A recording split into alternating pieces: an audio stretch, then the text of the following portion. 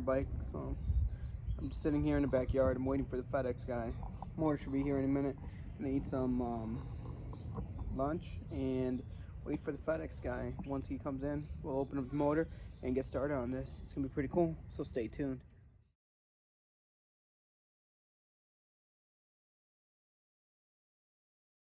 So since you last saw this bike, I had some leather grips, some caps on there, and what else? Ended up just switching the stem. I found this one.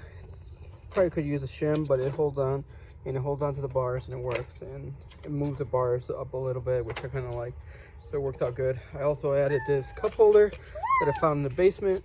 I'll post a link to on Amazon, something similar. What I like about this one, it has a cup holder. It has a cup holder, it has a phone holder, and it has a key holder. So pretty much it's everything in my pocket most of the time. Alright guys, so here's the motor. Not surprisingly, gas tank has a big dent on the bottom. It looks like it won't leak, so it's not too bad, but it is kind of annoying. So this time we went with a black motor. I think with this bike's look or whatever, black is going to be better.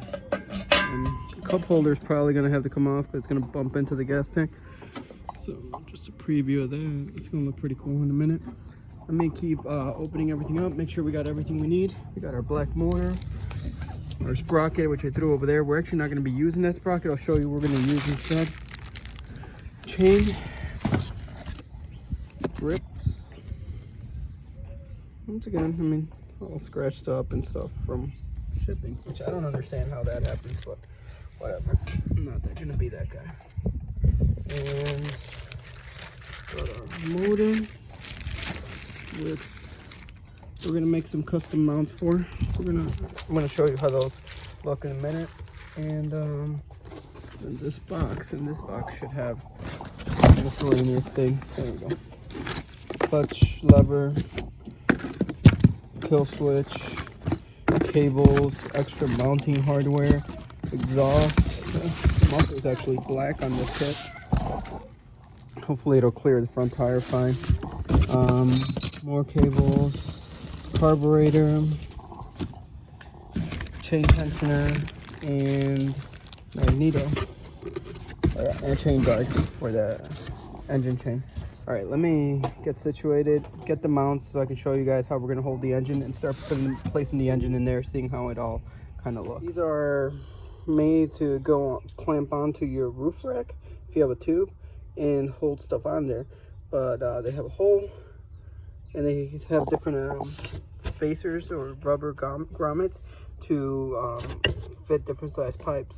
So these rubber pieces should help us with vibrations on the motor, and then we can just hold the motor down with this hole on one of the holes for each of the mounts.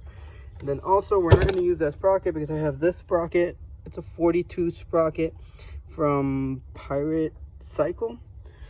So it is, size-wise, it is a little bit smaller than the one that comes with the kit, which should make for the engine going faster.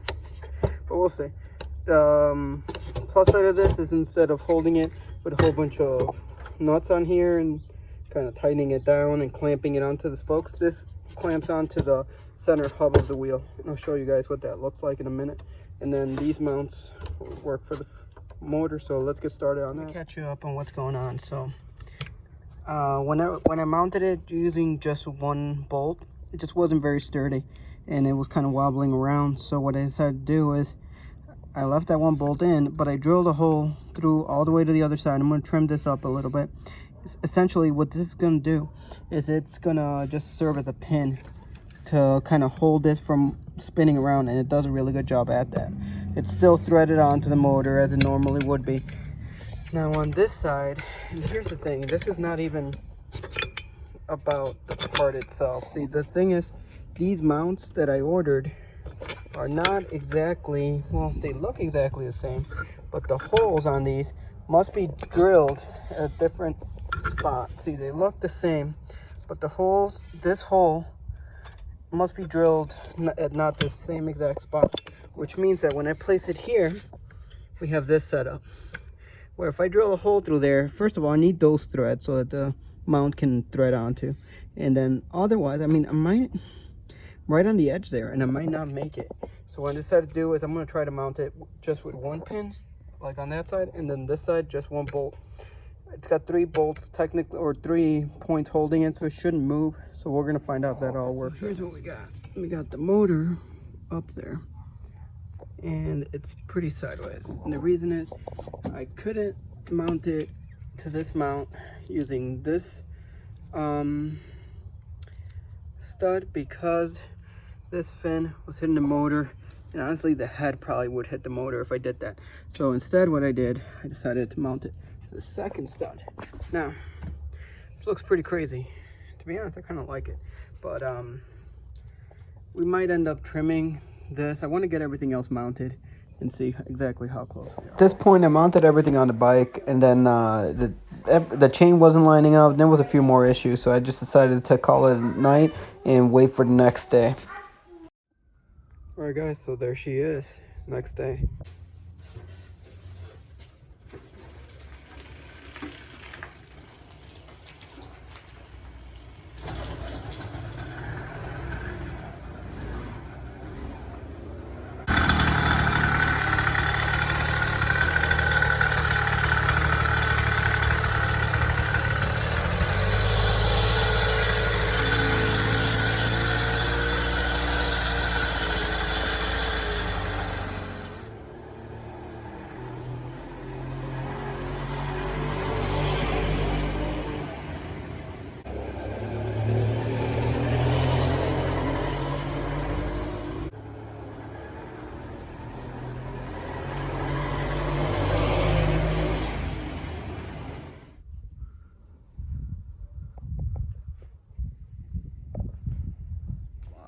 So I ended up still using the same brackets. I did end up drilling holes in both of them here, so that this is just pretty much a pin, because it doesn't go all the way. There's no nut on the other side to tighten it down.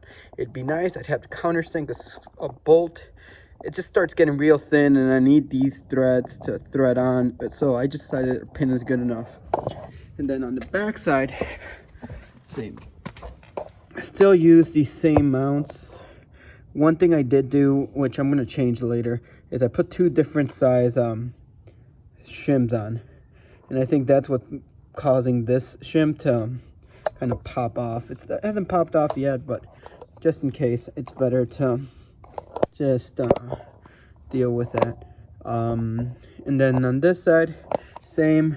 This hole right here is just kind of a pin from the hole I showed you guys, and then the other one's threaded on and held on. However, when I started running this bike, the motor would start to tilt out under pressure, and it would loosen up my chains, and it was causing some trouble. So what I did on this side, I added a second mount, and this is just some scrap steel that I had left over from another project, but I used the bolt from the motor, and I actually used a U-bolt here, and the U-bolt just wraps around the frame, and there it is. It just wraps around the frame, and it gives it a little bit more support. Originally I was going to put 2 of these, one on each side, and then run it through with this bolt and then a nut on the other side.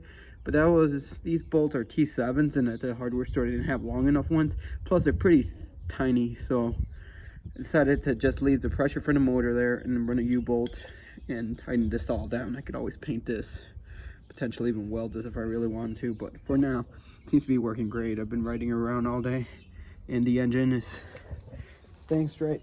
As far as clearance goes, I mean, you can see it there. It's hot. It's really close, but I'm sure it taps it, but it's not too bad. The motor is spaced out sufficiently to turn the wheel, because one thing with fat tire bikes and the exhaust, you might notice it's a pretty close call if you don't offset it enough, so you kind of need to go a little bit overboard on the offset. And also one other thing, you don't have to worry about the pedals hitting the exhaust, because it's still inward enough where that doesn't happen. Other than that, I mean, the fuel line situation's a little bit weird. It goes low here and then back up into the carburetor. Also, a throttle cable goes over the top frame mount, which is a little bit weird, but it's not so bad. But got the magneto, I gotta clean up these wires and stuff, tidy this all up. I might move the magneto up a little bit just to get it away from the motor, but it's not in a bad spot there either.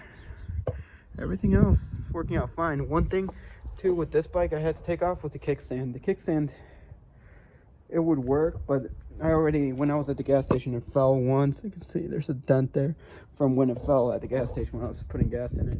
So to figure out a tougher mount, I had some other kickstands, but they're all for smaller bikes. But so far I'm really happy with this, and more videos to come. Plan to do a lot of stuff with this bike. I'm not going to sell this one quite yet.